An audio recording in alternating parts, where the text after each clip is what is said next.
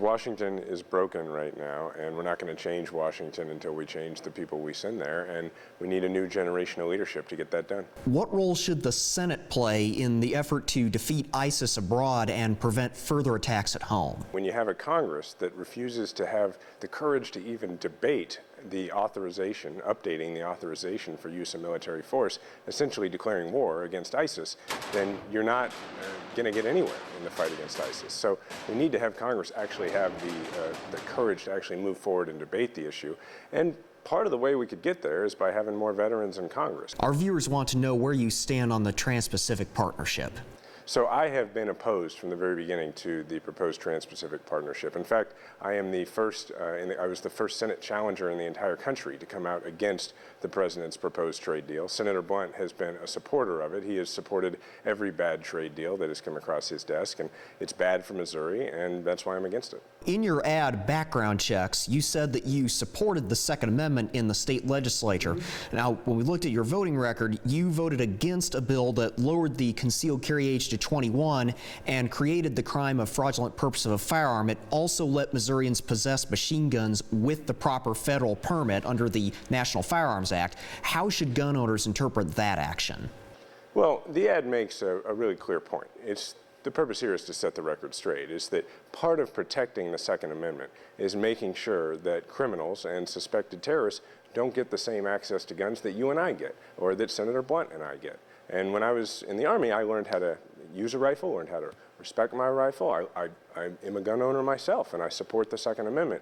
And I believe that protecting the Second Amendment means making sure that criminals and suspected terrorists just don't get the same chance to buy a gun that you and I do. Some critics have said, well, what if you or I get on the no-fly, no-buy list? We don't even know about it. We should have some sort of due process to get off that list. How do you respond to those concerns?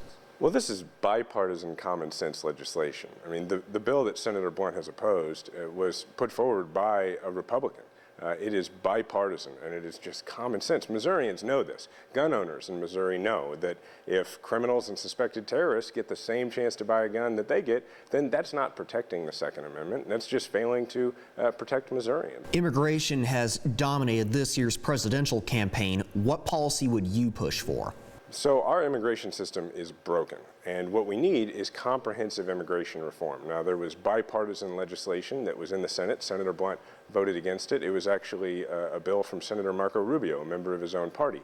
If I had been in the Senate, I would have supported that comprehensive approach, and had that actually passed, we wouldn't be in the situation that we're in right now. What we have to do is start, just as that bill would have, with increased funding for security at the border. Senator Blunt's campaign has attacked your position on the Hillary for Missouri Leadership Council. You've been characterized as a staunch ally of a candidate who is deeply unpopular with a large segment of voters. How do you respond to that criticism?